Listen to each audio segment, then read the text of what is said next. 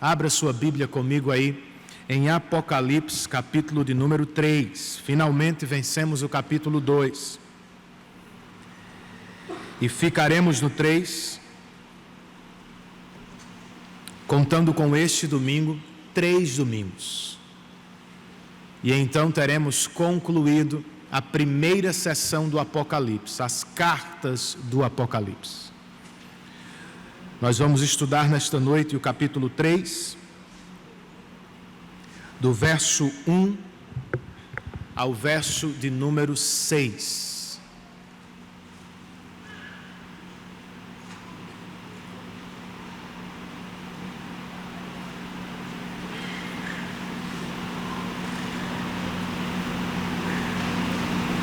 São João do Cariri é uma das menores cidades do nosso estado. Nem sempre, no entanto, foi assim. Em uma simples pesquisa de internet, é possível descobrir que São João, ou o território dela, no passado, chegou a abranger 1/3 da Paraíba. Sertão, Cariri e até Campina Grande lhe pertenceram. Além de grande, de São João saíram vários políticos importantes. E em virtude do alto número de doutores que teve outrora, ela já foi chamada carinhosamente de a Atenas do Velho Cariri.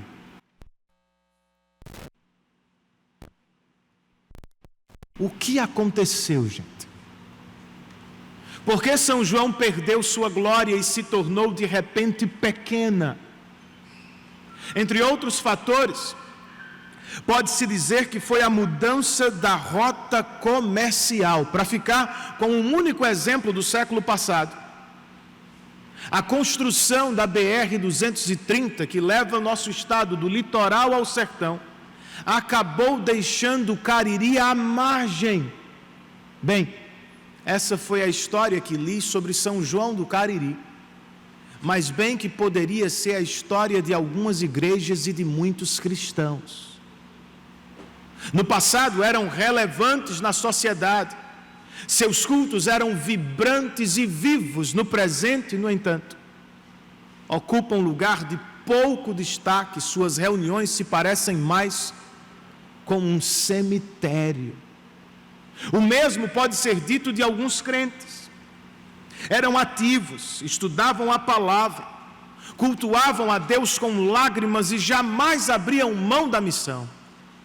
De repente, tudo mudou, tudo parou. Se distanciaram da palavra, passaram a negligenciar o culto dos santos e hoje se acham frios na fé. O que lhes ocorreu, queridos? Bem, talvez tenha sido uma leve mudança de rota no passado. Não estou pensando em uma mudança externa do tipo endereço da igreja ou da família. Me refiro muito mais a algo que se deu no interior, no seio da igreja, no coração dos crentes. Decisões foram tomadas, rotas foram refeitas, e eis que agora algumas igrejas estão para fechar, alguns crentes estão frios, quase morrendo na fé. O que se pode dizer a estes irmãos, a estas igrejas? Como poderíamos ajudá-los nesta noite? Bem, vamos ouvir a voz do Cristo exaltado e do que Ele falou a uma igreja que estava numa situação semelhante.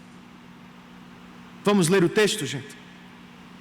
Apocalipse, capítulo de número 3, do verso 1 ao verso de número 6. Ao anjo da igreja em Sardes, escreva: estas são as palavras daquele que tem os 7 Espíritos de Deus e as 7 estrelas. Conheço as suas obras. Você tem fama de estar vivo, mas está morto. Esteja atento. Fortaleça o que resta e que estava para morrer, pois não achei suas obras perfeitas aos olhos do meu Deus. Lembre-se, portanto, do que você recebeu e ouviu, e obedeça e arrependa-se. Mas, se você não estiver atento, virei como um ladrão e você não saberá a que hora virei contra você. No entanto, você tem aí em Sardes uns poucos que não contaminaram as suas vestes. Eles andarão comigo, vestidos de branco, pois são dignos. O vencedor será igualmente vestido de branco. Jamais apagarei o seu nome do livro da vida, mas o reconhecerei diante do meu Pai e dos seus anjos. Aquele que tem ouvidos, ouça o que o Espírito diz às igrejas. Vamos orar mais uma vez? Senhor, nós queremos ouvir a voz de Teu Espírito. Não queremos nos desconectar agora, nesta hora tão importante do culto. Por isso, rogamos pela assistência de Teu Espírito. Ajuda-nos, ó Senhor. Queremos nos concentrar, ouvir Tua palavra atentamente, interagir com ela enquanto ouvimos a pregação. Desperta as nossas mentes, ó Espírito. Aquece o nosso coração nesta noite. E depois, abra as nossas bocas para o louvor da Tua glória. É o que oramos em nome de Jesus e para a glória dele. Amém.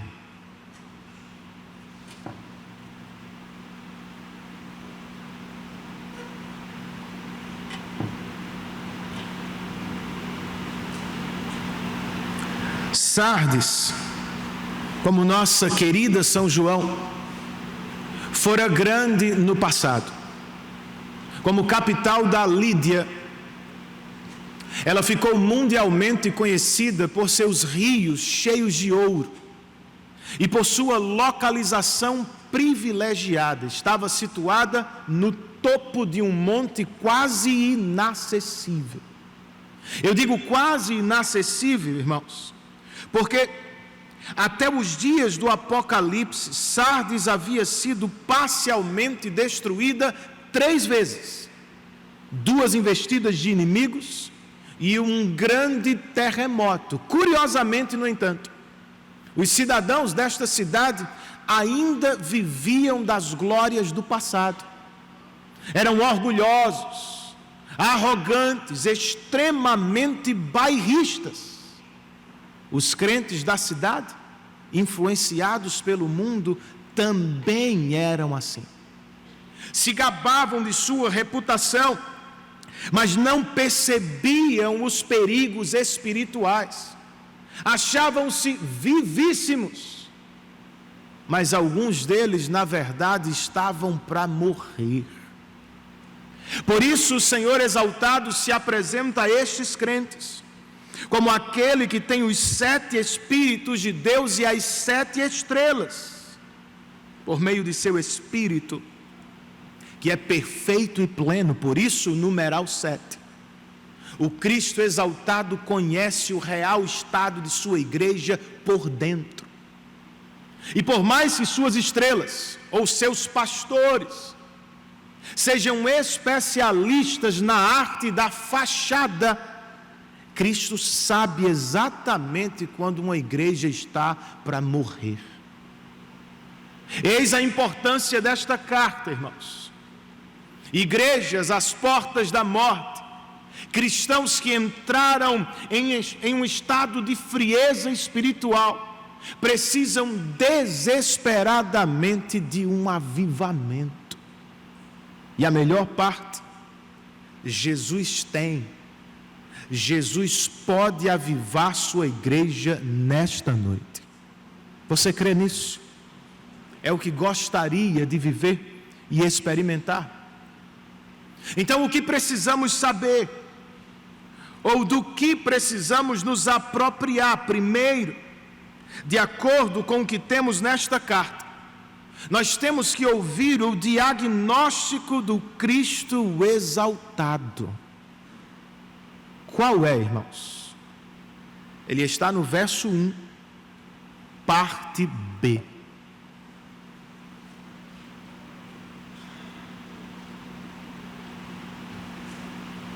Conheço as suas obras. Você tem fama de estar vivo, mas está morto. No último parágrafo do Apocalipse, o Senhor Jesus fez questão de mencionar as obras da igreja de Tiatira: fé, serviço, amor e perseverança. O mesmo ele não fará com as obras da igreja de Sardes. Por quê? Ele não tem prazer nelas.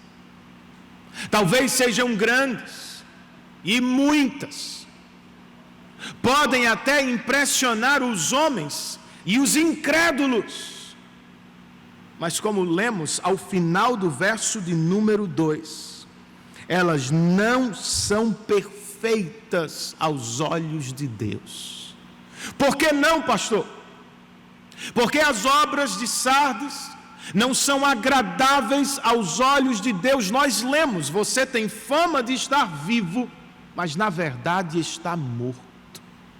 A igreja de Sardes tornou-se como a cidade: tem prédio, mas não tem gente. Alguns de seus membros são influentes na sociedade, mas a ninguém influenciam para Cristo. Há muita movimentação, programação, ativismo do lado de fora. Do lado de dentro não há vida espiritual, é tudo uma fachada. William Hendrickson, um comentarista do Apocalipse, escreve: em Sardes não há perseguição como em Esmirna, nem falso ensino como em Pérgamo. E a esta igreja o diabo nem se deu o trabalho de perturbar. Trata-se de uma igreja pacífica. Ela desfrutava de paz, mas era a paz de um cemitério, irmãos. A igreja de Sardes era o que chamamos hoje de igreja nominal.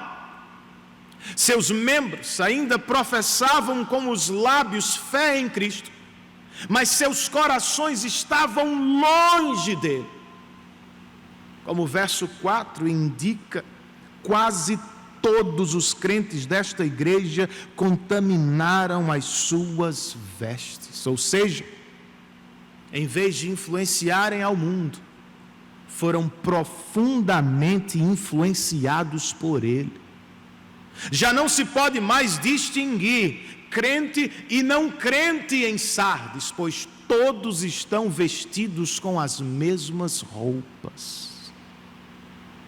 Que triste, você não acha?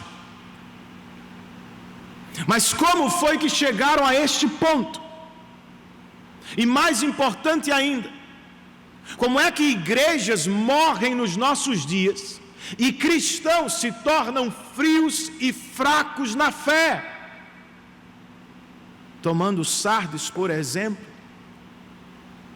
eu posso dizer que um perigo que nos cerca constantemente é a ausência de vigilância, irmãos.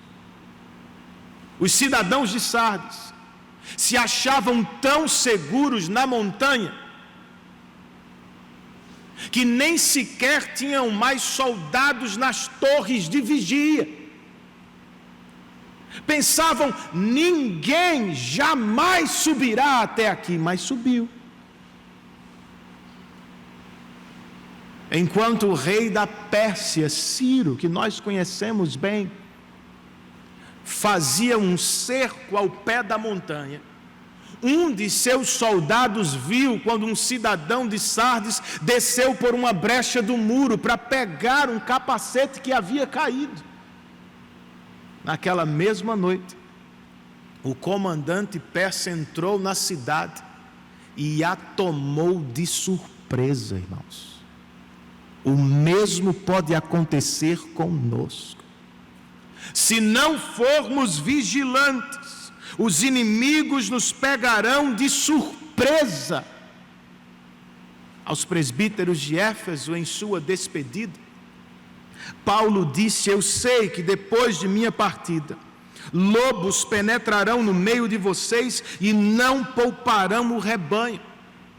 Dentre vocês mesmos se levantarão homens que torcerão a verdade a fim de atrair os discípulos, por isso vigiem.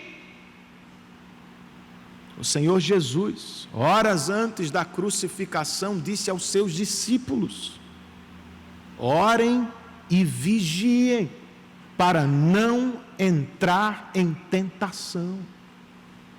Você entendeu, meu irmão? Os líderes desta igreja precisam perceber a aproximação dos lobos.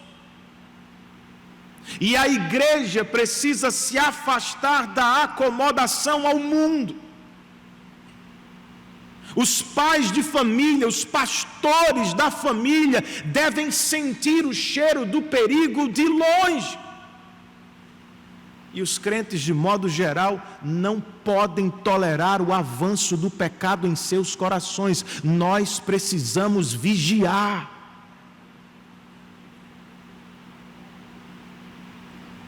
Como é que igrejas morrem e crentes se tornam fracos na fé, como Sardes?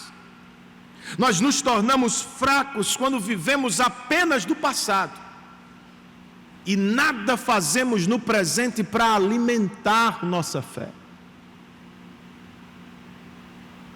Sardes, alguém escreveu, era uma cidade com um passado de ouro, porém um presente inseguro.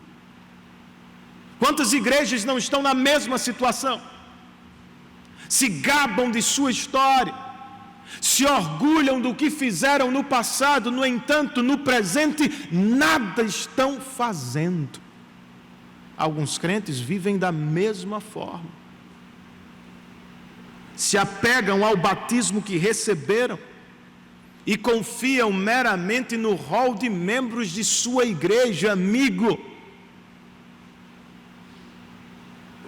a reputação passada não fará nada ou não fará muito pela igreja no presente. O batismo e a membresia de um crente não vão garantir seu estado espiritual automaticamente. Nós precisamos fazer alguma coisa aqui e agora. Mas o que, Renan? Tiago nos instrui, quando escreve simplesmente: aproximem-se de Deus e Ele se aproximará de vocês. Faça-o, meu irmão. Não se contente com o que fez ontem. Levante-se hoje e resolva buscar o seu Deus. Não viva do que você experimentou no passado. Creia que seu Deus tem muito mais para lhe dar no presente. Como é que igrejas morrem e cristãos se tornam frios, fracos? Como Sardes, nós nos tornamos fracos quando trocamos as riquezas espirituais da salvação pelas facilidades e glórias passageiras desta vida. Um comentarista escreve: em vez de cultivar as virtudes como coragem e prudência, Sardes sentou no ouro e no prazer deste mundo. Algumas igrejas estão trilhando o mesmo caminho.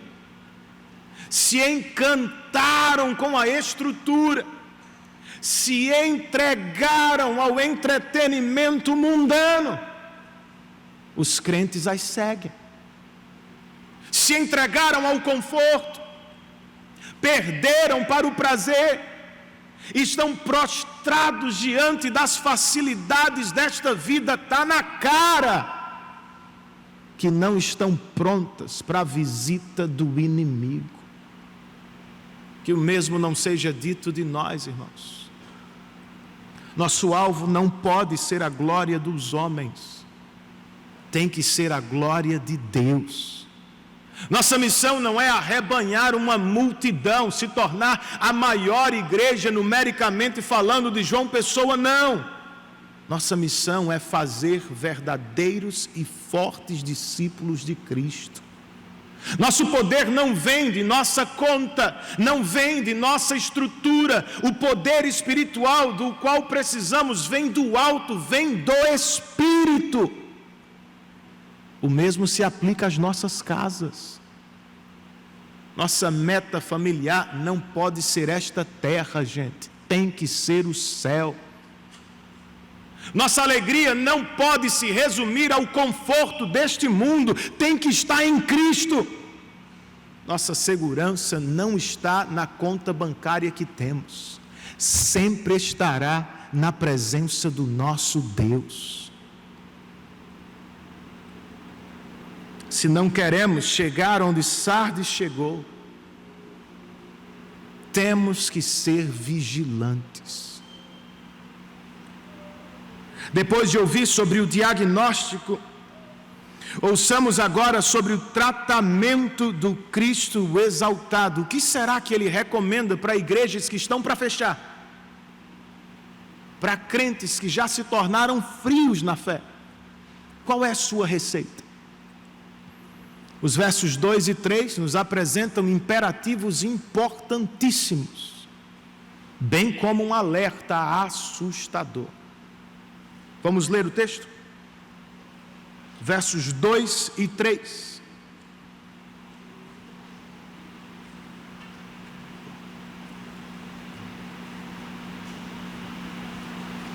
Esteja atento, fortaleça o que resta e que estava para morrer, pois não achei suas obras perfeitas aos olhos do meu Deus. Lembre-se, portanto, do que você recebeu e ouviu. Obedeça e arrependa-se. Mas, se você não estiver atento, virei como um ladrão e você não saberá a que hora virei contra você. O primeiro imperativo é: esteja atento. E ele prova que havia um remanescente em Sardes. Nem todos morreram, alguns estavam apenas dormindo. Por isso, Cristo exaltado lhes exorta: despertem, acordem do sono espiritual em que se meteram. O segundo imperativo é: fortaleça o que ainda resta. Depois de se levantar da cama, a igreja de Sardes tem de se dirigir até os meios de graça para encontrar força. Sim, a força vem de Deus, meu irmão, mas é a igreja que se apropria dela à medida que bebe dos meios de graça. Por isso, vocês fortaleçam o que ainda está vivo.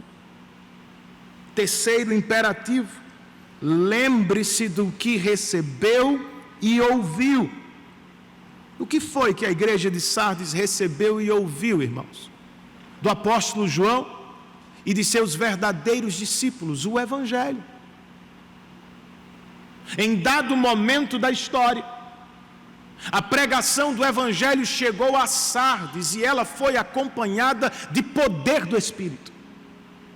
Pecadores ouviram e atenderam com fé, se arrependeram de seus pecados e tiveram suas vidas transformadas. Jesus está dizendo: lembrem-se de como o Evangelho chegou até vocês. Por fim, o quarto imperativo é: obedeça e arrependa-se. Os cristãos de Sardes não devem apenas lembrar do Evangelho, precisam voltar a obedecê-lo. Devem se arrepender de seus desvios e precisam desesperadamente voltar à antiga vida de santidade e obediência. Se atenderem à exortação de Cristo, por meio do Espírito e da palavra, Ele vai avivá-los outra vez. Se não atenderem, Ele vai visitá-los para discipliná-los. Como um ladrão, ele virá sem avisar. E então aquele que anda entre os candelabros vai apagar as suas velas. E faz sentido. Pois por que manter a igreja de Sardes aberta, quando espiritualmente falando ela já está morta? Quantas igrejas, irmãos, já não tiveram suas lâmpadas apagadas, suas portas fechadas, historicamente falando? Quantos candelabros não estão hoje a ponto de serem removidos da história, porque não cumprem mais seu propósito? Se não é o que queremos viver. Se você sabe que precisa de um avivamento espiritual no coração, atenda à exortação do Cristo exaltado. Então, irmãos, se não é o que queremos viver, se sentimos que precisamos de um avivamento, vamos ouvir a voz do Cristo exaltado. Para começar, nós sabemos, nós precisamos acordar do sono espiritual. Alguns aqui precisam admitir o que vivem, precisam enfrentar a realidade.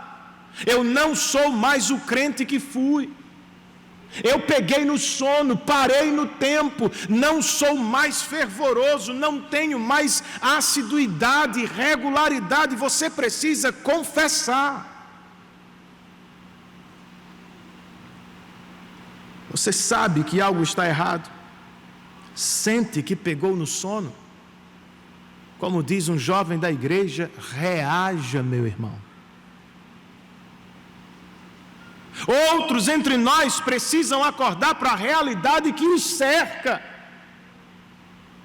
Havia em Sardes um remanescente, aqui também tem, irmãos. Nós precisamos despertar. Como disse o reverendo James Boyce, um avivamento espiritual geralmente vem por meio da oração de alguns crentes, e não de muitos. Eu e vocês precisamos separar tempo durante a semana para orar, pedir a Deus por nossa igreja. No seu pequeno grupo você precisa insistir. O estudo é ótimo, a comunhão é uma bênção, mas não volte para casa sem orar. Nós precisamos rogar a Deus por um avivamento, irmãos. Depois de levantar da cama, o que você faz? Bem, segundo o que ouvimos, nós precisamos fortalecer os que ainda estão vivos. Na igreja, nós não precisamos ir ao mercado das novidades eclesiásticas. Nós precisamos voltar às antigas páginas da palavra. Quando Timóteo enfrentou problemas em Éfeso, Paulo não lhe disse: Timóteo, contrata alguém especialista em novo programa de igreja. Contrata alguém do marketing para lançar uma nova campanha e movimentar a igreja. Não, irmãos. O que Paulo disse a Timóteo foi, na presença de Deus e de Cristo Jesus, que há de julgar os vivos e os mortos, eu o exorto solenemente: pregue a palavra. Quando o profeta Ezequiel se deparou com o vale dos ossos secos, o que ouviu de Deus não foi: dê seu jeito, traga o mais novo cantor gospel do momento, imite a religião da Babilônia e o meu povo vai ser avivado. Não, irmãos. O que ouviu de Deus foi: profeta, profetize a estes ossos secos. Diga-lhes: ouçam a palavra do Senhor. Ele enviará de seu espírito e vocês terão vida. Eis do que igrejas e crentes precisam. Nós não temos como criar um avivamento. Nós não podemos agendar um culto de avivamento, irmãos. É obra de Deus. Qual é a nossa parte? Orar por isso. Preparar o terreno mediante a pregação da palavra. Enquanto pregamos a palavra nos cultos e enquanto você estuda a palavra em casa, o Espírito pode fazer conosco o que fez nos dias de Ezequiel. Nós não precisamos de artifícios humanos. Nós não dependemos de estratégias e entretenimento mundanos. Nós dependemos de Deus. Por isso, humildemente, nos lançamos ao estudo da palavra, com a santa expectativa de que Ele vai nos visitar com poder e graça. Do que mais igrejas precisam, do que mais crentes precisam se querem viver um avivamento? Bem, nós precisamos fazer uso, como ouvimos, de nossa memória evangélica. Não se trata de um chamado para se viver do passado apenas. É uma estratégia espiritual. Para ter força no presente, é bom se lembrar do que Deus fez no passado. Você se lembra? No último PG de que participei, nós tiramos um momento para relembrar como o Evangelho nos alcançou. Foi encorajador, gente. Algumas pessoas do pequeno grupo estavam presas nos enganos do diabo, falsas religiões e adorações. Outros se declararam ateus inveterados. Todos estávamos mortos espiritualmente até que Deus, por pura graça, em um momento de nossa história, nos alcançou com palavra e espírito. O Deus que nos deu vida no passado pode nos reavivar no presente. Saia daqui pensando no seu passado, lembrando de como o Evangelho o alcançou, de onde Ele o tirou, como transformou a sua vida. O Deus que lhe deu vida ontem pode lhe avivar hoje também. Creia nisso. Por fim, se é um avivamento que desejamos experimentar, nós precisamos nos arrepender dos nossos pecados, fazer o caminho de volta à obediência. Alguém já disse que desobediência e frieza espiritual são irmãs gêmeas. Onde estiver uma, aí estará a outra. É verdade, gente. Você desobedece a palavra e aos poucos vai se distanciando do Deus que fala na palavra. Seu coração vai se tornando seco, suas emoções fracas. E quando você percebe, já está a léguas de distância dele. Se este é o seu caso, faça o caminho de volta. O menino prendeu a mão dentro de um vaso valioso. E sua mãe fez de tudo para tirá-la de lá. Água, sabão, óleo, nada funcionava. Quando ela estava para quebrar o vaso, ele a interrompeu e perguntou: mãe, ajudaria se eu soltasse as moedas que encontrei no vaso? Não é este o nosso problema, gente? Porque nossa vida espiritual parou. Porque você não cresce mais, porque esfriou na fé. Talvez esteja segurando pecados que já deveria ter abandonado. Você precisa romper com o mundo definitivamente. Onde Jesus já botou um ponto final, você não bota mais ponto e vírgula. Arrependa-se de seus pecados. Volte ao caminho da obediência. Ou então, prepare-se, como um ladrão, Jesus virá com disciplina sobre você. Bem, nós ouvimos sobre o diagnóstico, sobre o tratamento, e para terminar, vamos ouvir sobre o prognóstico do Cristo exaltado.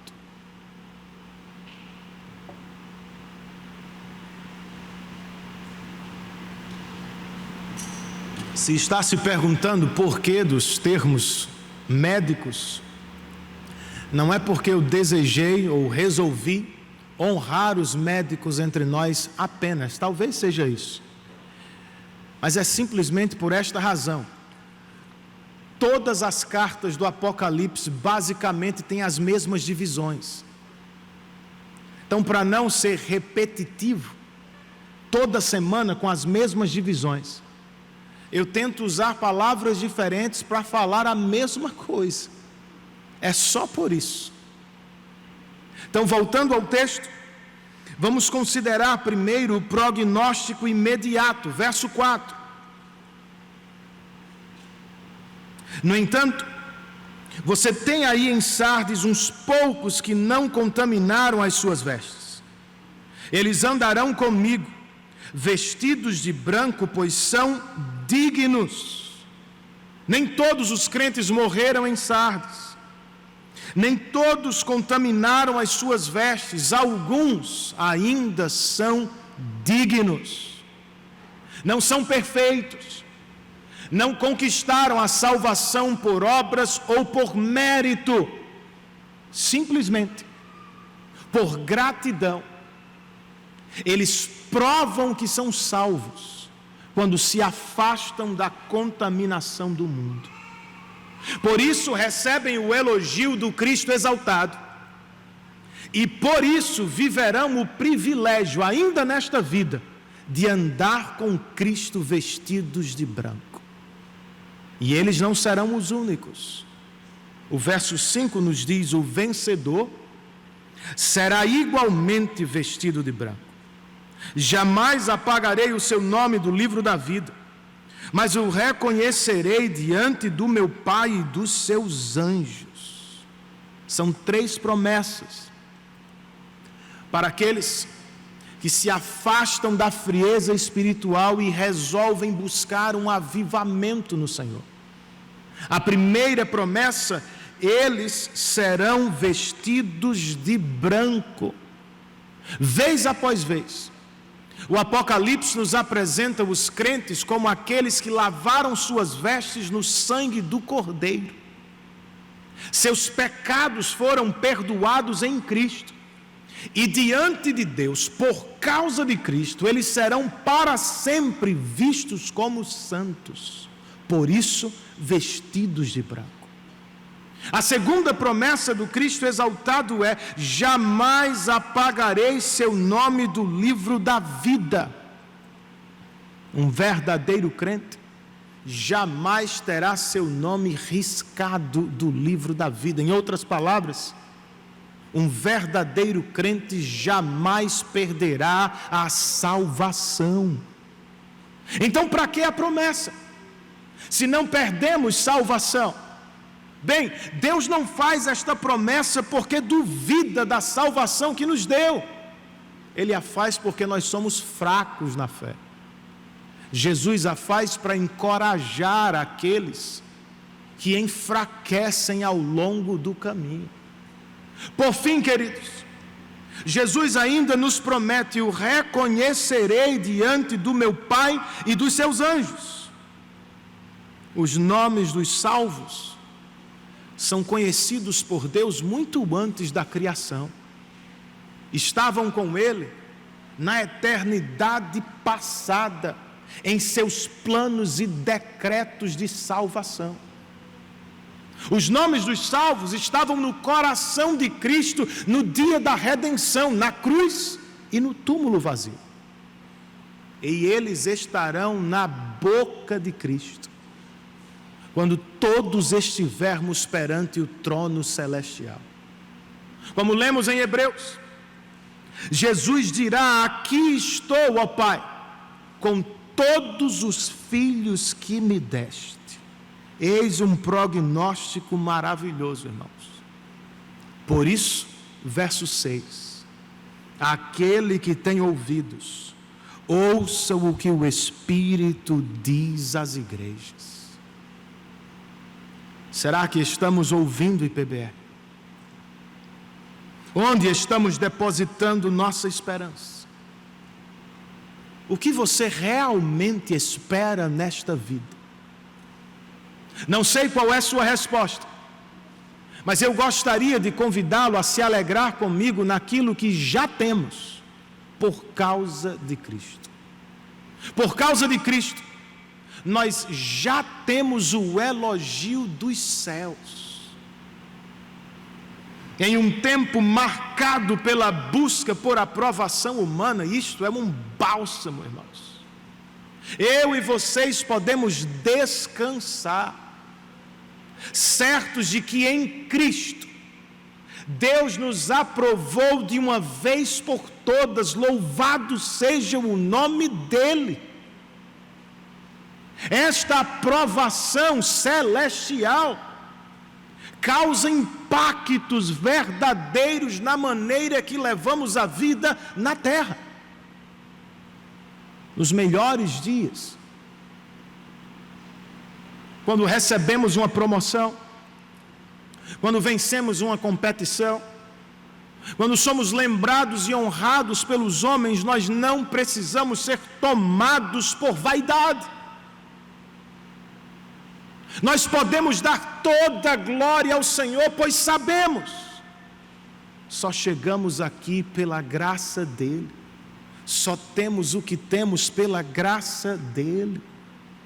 O mesmo se aplica nos piores dias da vida, quando não recebemos a promoção, quando não vencemos as competições, quando não somos honrados e lembrados por nossos semelhantes, nós ainda podemos, na verdade, devemos louvar a Deus por sua graça, pois do ponto de vista do céu, querido, nada mudou. Mesmo que os homens na terra não nos aprovem, não nos aplaudam, em Cristo nós estamos aprovados por Deus para sempre. Maravilhoso, não é? Além de ter este elogio dos céus, por causa de Cristo nós já temos comunhão com Deus. Eles andarão comigo. Foi o que Jesus disse aos crentes de Sardes. É provável que você não tenha tudo o que gostaria de ter na vida. E talvez isto traga tristeza ao seu coração, mas não deveria entristecê-lo demasiadamente. Lembre-se, por causa de Cristo você já tem comunhão com o Deus da glória. Não é pouca coisa, meu irmão. Alguns agora mesmo ainda são prisioneiros de falsos deuses e por isso estão destinados à decepção de sua idolatria, nunca serão realizados plenamente. Outros, mesmo que do lado de fora estejam buscando Deus, parecem cegos na escuridão, andam tateando de religião a religião, de experiência a experiência, mas aparentemente nunca encontram a luz. Você, por pura graça de Deus, foi salvo em Cristo e foi chamado para andar com Ele para a glória dEle. Você não precisa de tudo que acha que precisa para ser feliz. E eu não tenho de correr atrás de tudo que parece indispensável na vida, não, irmãos. Para aqueles que conhecem o pastor do Salmo 23, eles sabem, nós sabemos.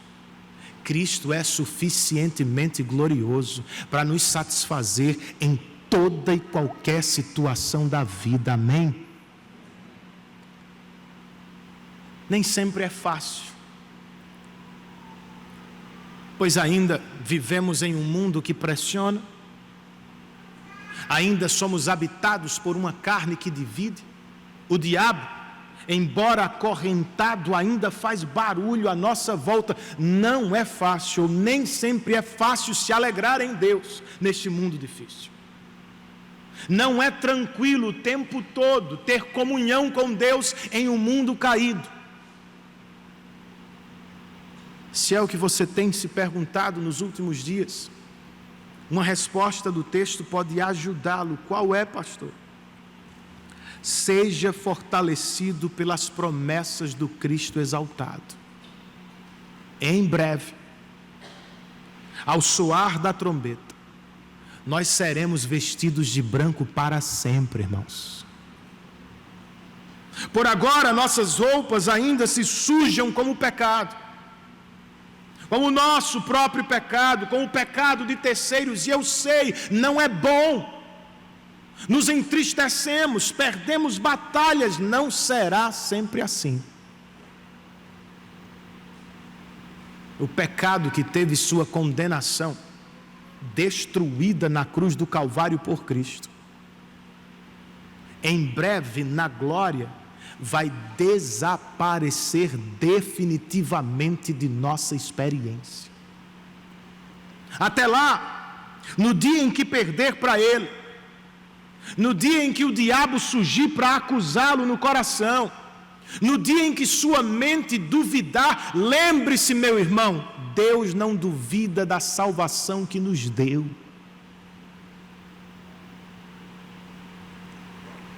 Por causa de Cristo e não de nós, Ele jamais apagará os nossos nomes do livro da vida. Não é uma questão de mérito, não foi você quem conseguiu, eu não sou o cara, trata-se de uma decisão soberana e cheia de graça. Foi Jesus quem disse: as minhas ovelhas ouvem a minha voz, eu as conheço e elas me seguem. Eu lhes dou a vida eterna e elas jamais perecerão.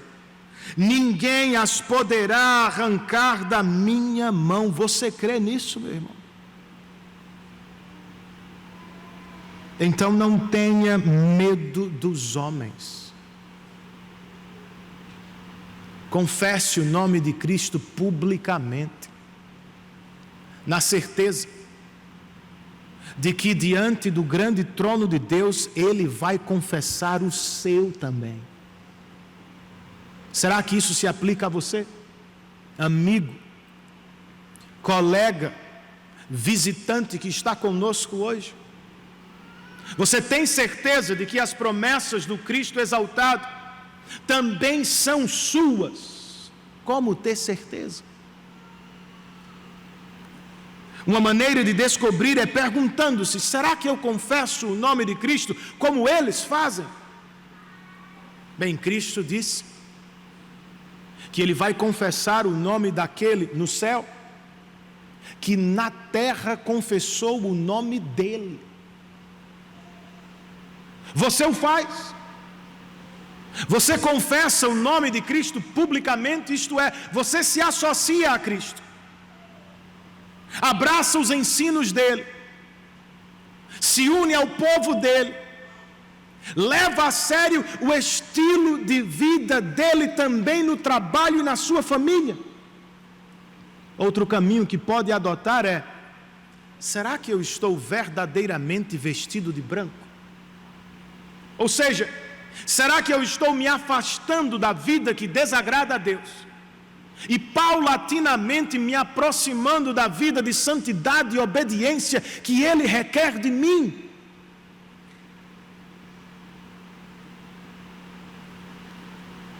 E sinceramente você precisa saber, você não pode ter estas coisas sozinho. Confessar o nome de Cristo publicamente, vestir-se de branco em um mundo caído, são frutos da salvação que Ele mesmo opera em nós. O que você pode fazer é percebê-los. Você vê os frutos da salvação em sua vida? louve a Deus por sua graça. Não os percebe? Clame a Deus nesta noite por misericórdia. Peça ao Senhor por fé e arrependimento. Se Ele lhe atender, você vai voltar para casa confiando em Cristo como seu único Senhor e Salvador. Você vai começar a semana percebendo distanciamento do pecado e desejo por levar uma vida santa. Isto é arrependimento. Eu espero que o Espírito lhe dê este dom da graça, chamado fé. E aos meus irmãos, eu espero que jamais vivamos o que aconteceu a São João do Cariri. Sinceramente, eu espero que não estejamos vivendo o que a igreja de Sardes vivia nos dias do Apocalipse. Mas se for o caso, se for o seu caso, dê ouvidos à voz do Espírito. A chave para o avivamento espiritual está com Cristo, que tem na mão os 7 Espíritos de Deus e as 7 estrelas. As estrelas são os pastores que pregam a palavra. Os 7 Espíritos apontam para o Espírito pleno e poderoso. Os dois, palavra e Espírito, são suficientes para reavivar até mesmo um vale de ossos secos. É o que quer? Alguém perguntou a um experiente pastor: como faço para viver um avivamento? Ele disse: você tem um local de oração em sua casa? Vá a ele, com apenas um pedaço de giz na mão. Fique de joelhos diante do Senhor. Faça um círculo em sua volta. E ali comece a clamar a Deus por um avivamento. Não se levante, não saia dali, até que o Senhor lhe responda. Talvez seja isso que lhe falta, que me falta. Você precisa de mais tempo a sós com Deus, meu irmão. Eu preciso de menos atividade e de mais tempo livre na agenda para estar com o meu Deus. Faça isso durante a semana. Reserve algum tempo, ainda hoje, para buscar a Deus na sua casa, para rogar a Deus por um avivamento. Não esqueça o que ouviu, não volte para casa de qualquer jeito, saia daqui decidido, não se conforme à mediocridade espiritual, não aceite a frieza espiritual, decida buscar a Deus por um avivamento. Jesus pode, queridos, Ele quer nos avivar outra vez, para a glória dEle e para nossa alegria espiritual. Você pode orar por isso agora? Feche os seus olhos e tire aí algum tempo para rogar a Deus por sua vida espiritual.